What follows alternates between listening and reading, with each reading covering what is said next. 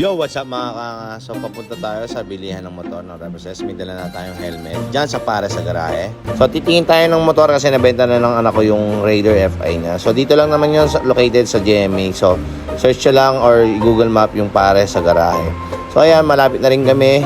At makikita nyo marami siyang tinitindang mga repo motor. So makita na lang natin dyan sa vlog.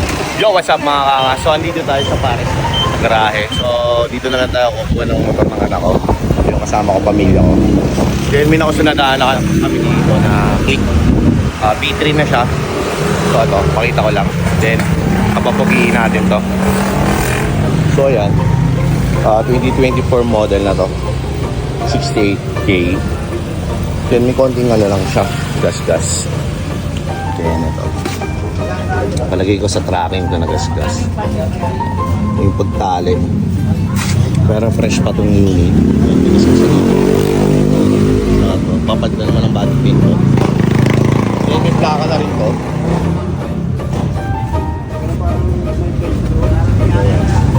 Ang auto nito is 38. May auto, fresh pa siya, fresh 2024 model. So okay pa naman lahat. So matatawaran natin, mabait yung may-ari. So kaya natin to, 60K na. 60K? 60? So yun, mamaya na lang pakita ko pag inuwi na namin. So nagkasundo na rin kami ng anak ko, yun na talaga napili niya. So ayan, si Bossing pinapakita yung mga process kung paano gagawin sa Revo Motors. First time lang din tayo bumili ng Revo na motor. Actually wala naman tayo talagang pambili ng brand new.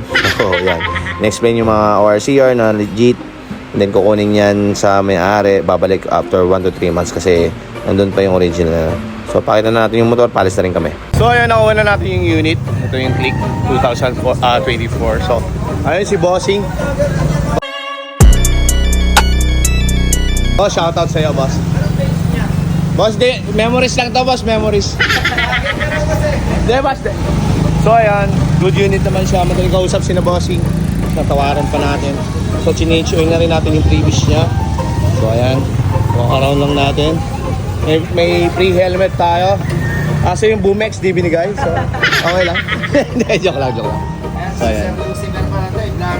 Ayan, Bossing, salamat po. Salamat.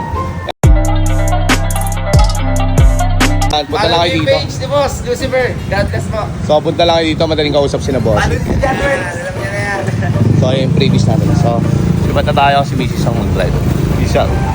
Ayan, nauwi na namin yung motor na gusto ng aking anak. So si Mrs. na nag-drive pa uwi. Hindi niya kasi kayang drive yung 4 wheels. So yan, abangan nyo na lang yung setup natin na gagawin dyan. So sana mapaganda natin at magkaroon ng sponsor. So ingat kayo palagi.